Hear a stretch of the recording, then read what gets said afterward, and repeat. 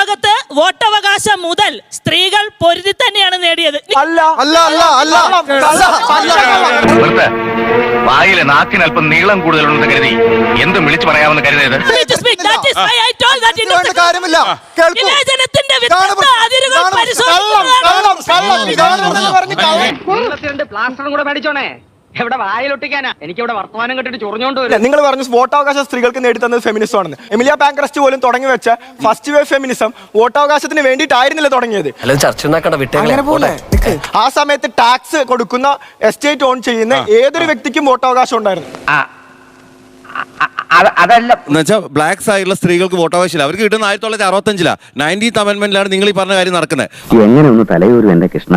ആ സമയത്ത് ഈ പറഞ്ഞ പോലെ അവര് ഒരു കൂട്ടം വെള്ള സ്ത്രീകൾ അവർക്ക് വേണ്ടി മാത്രം നടത്തിയൊരു പരിപാടിയായിരുന്നു ഈ ഫെമിനിസം എന്ന് പറയുന്നത്. ഞാൻ ഇത്രയും വിചാരിച്ചില്ല. ജില്ലയിലെ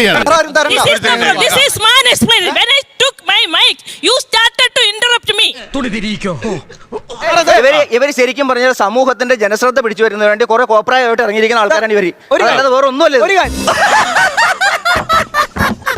നിയമവശാൽ നമ്മൾ നോക്കുകയാണെങ്കിൽ സ്ത്രീകളുടെ അത്ര നിയമപരിരക്ഷയുടെ ആണുങ്ങൾക്കില്ല.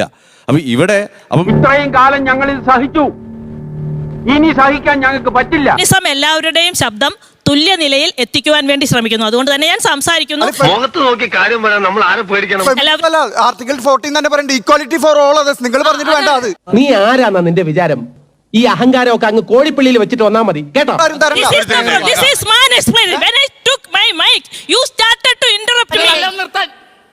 പിള്ളേര് കണ്ട മഴക്കാലം തവളെന്ന് പറഞ്ഞ് ആക്കി പിടിച്ചിട്ട് പോകും.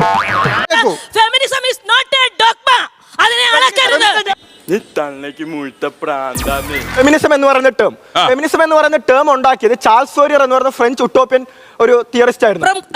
Charles Fourier. വൃത്തികെട്ട തള്ള. ഈ ജൂഡിത്ത് ബട്ട്ലറിനെ പോലുള്ള ഒന്ന് കേൾക്കൂ madam please. I listen to you right. Yeah please listen to me as well. Please show men some respect, the same respect that you owe. അങ്ങനെ ഒരു ബോധം ഉണ്ടായാൽ നന്ന്.